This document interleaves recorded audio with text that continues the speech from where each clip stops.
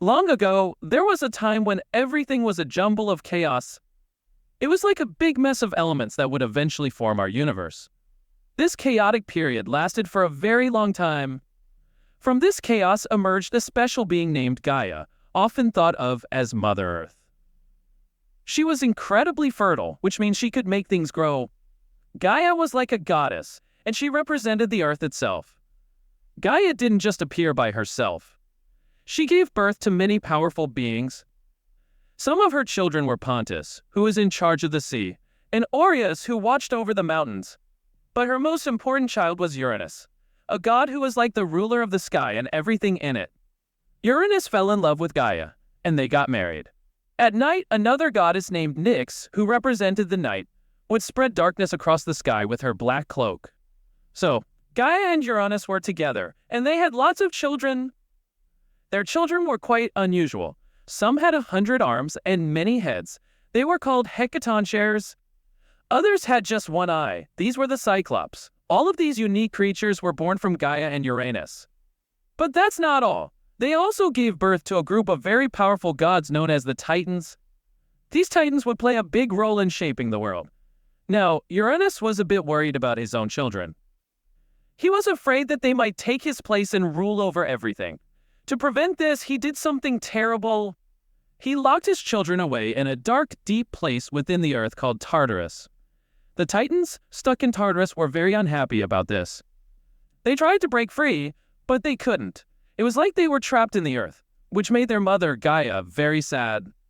Gaia couldn't bear to see her children suffer, so she came up with a plan. She asked her kids to rise up against their father, Uranus, to free themselves from their prison and put an end to his cruelty. Among all the Titans, only one was bold enough to take on this mission, Cronus. He was the most ambitious and believed he could defeat his father. Armed with a sharp diamond-edged scythe, he went to confront Uranus. Uranus was asleep on a cloud when Cronus approached him.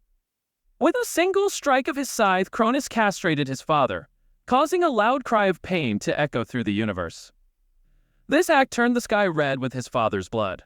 After this, Cronus threw Uranus's severed parts into the sea. From these parts, new gods were born.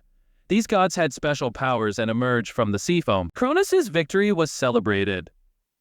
He freed his Titan brothers and sisters from Tartarus, and they cheered for him. Cronus became the new ruler of the universe. It was a time of change, and the cosmos was now under his rule. He was a hero and considered the supreme leader. However, the story doesn't end here. A ghostly figure of Uranus visited Cronus and delivered a chilling prediction. Just as Cronus had overthrown his father, Uranus, he would also be overthrown by his own child. This prophecy cast a shadow on Cronus's reign and hinted at a future filled with trouble and sorrow. This ancient tale is just the beginning of a grand adventure, filled with gods, heroes, and exciting tales of the Greek gods and goddesses. If you enjoyed this video and want to explore more fascinating stories from mythology or dive into any other topics, don't forget to hit that like button and subscribe to our channel for more content like this. So, until next time, keep your curiosity alive, and stay tuned for more exciting adventures into the realms of history, legends, and the wonders of the world. Thanks for watching, and we'll see you in the next video.